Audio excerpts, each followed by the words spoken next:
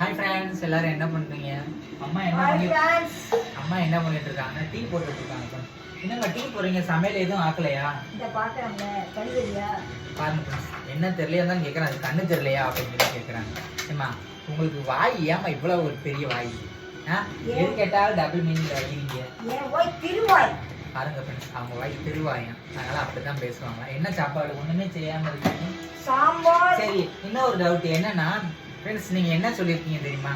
இந்த ஸ்டவ்வுக்கு பின்னாடி இந்த பிளாஸ்டிக்ல வைக்க கூடாதுன்னு இருக்கீங்கல்ல, சொன்னீங்கல்ல, தமிழ்ல நிறைய பேர் போட்டிருக்கீங்க. ஸ்டவ்வு பக்கத்துல பிளாஸ்டிக் ஜாமா வைக்காதீங்கன்னு சொல்லியிருக்கீங்க.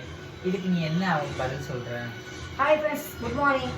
சரி, அவங்க இதெல்லாம் சொல்லியிருக்காங்க. இப்போ என்னன்னா அதுக்கு பின்னால வச்சேன்னா அதுல ஒண்ணுமே செய்யல இன்ன வரைக்கும். ஏன்னா அதுக்கு டிஸ்டன்ஸ் இருக்கு, இவ்வளவு அளவுக்கு டிஸ்டன்ஸ் இருக்கு, ஒரு இன்ச்சுக்கு டிஸ்டன்ஸ் இருக்கு. சரி, அப்பனால ஹீட் ஆகும்ல, அதனால இது வரைக்கும் எதுவும் எந்த இதுவும் இல்ல.